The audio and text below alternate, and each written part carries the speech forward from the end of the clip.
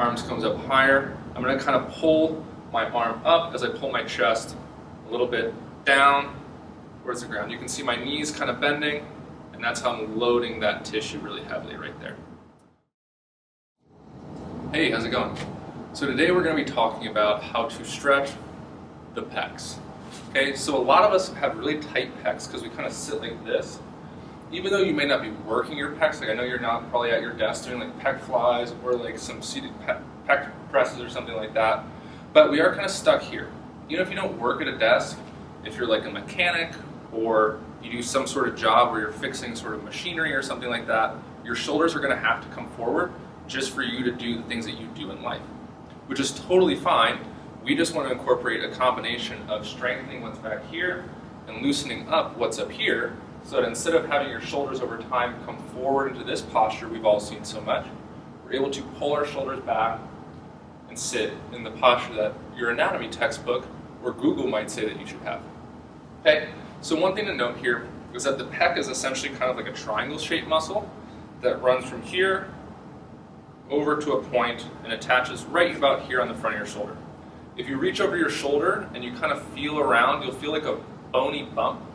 That's roughly, right here about the middle, that's roughly where your pec is running, okay? So what we want to think about is pulling this point here away from the sternum, okay? So if I want to stretch the fibers that run more along the upper pec, I want to think about pulling this point down and away, okay? Because that's going to pull these 2 points apart. If I want to stretch the mid pec, I want to think about pulling this point straight horizontal out to the side. And if I want to stretch the lower pec fibers, I want to think about pulling my shoulder up and back.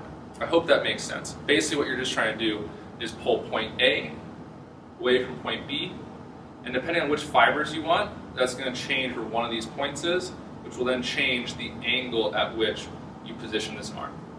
So what you're going to do, the easiest thing to do is find a wall or a rack or a pole or a doorway. Okay? So if I want to stretch my upper pec fibers, I'm going to position my elbow lower as I come through, and I'll feel that stretch here. Middle pec fibers, I want that elbow position mid-sternum, and I'm going to come and lean forward.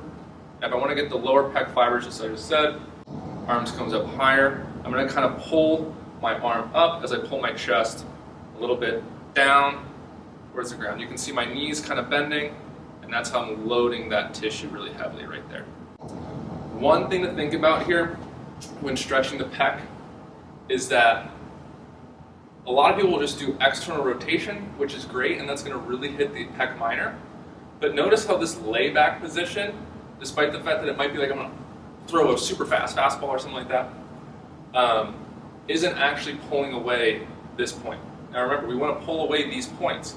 So if all I'm doing to stretch is inducing external rotation, I'm not stretching my pec. I'm stretching something, just not my pec.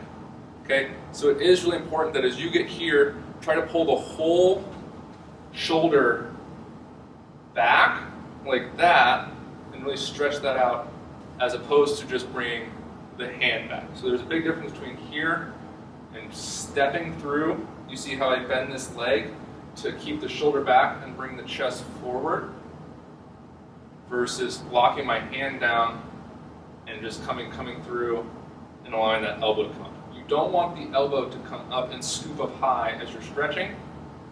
It will stretch your tricep out pretty well, but it's just not going to hit the pec. Another alternative for this would be to put your arm like this and twist like that.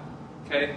So if you don't have enough room to position your arm, bend this knee, and step through to get that stretch, another option is to rotate across to get that stretch. One thing to think about here is, in order for this part of your shoulder to go backwards, your shoulder blades have to pull backwards as well. Okay, so as I'm doing this, I want to think about pulling my shoulder blade back against my spine. As that shoulder blade comes back against my spine, that's going to make sure that this pec is really stretching. So you can see shoulder blade forward, pec is shortened. As the pec lengthens, that shoulder blade has to come back. If the shoulder blade doesn't come back, and what happens if I come across? I'm going to end up impinging here. Okay, and that's just going to cause pain. And you can see this point isn't really getting any farther. If I really want the whole pec to be stretched, the shoulder blade has to come back because the humerus or the arm bone attaches to the shoulder blade. The arm bone cannot go back unless the shoulder blade goes back. I hope that makes sense, and if it doesn't, shoot us an email and we'll help you out. Enjoy and have a great day.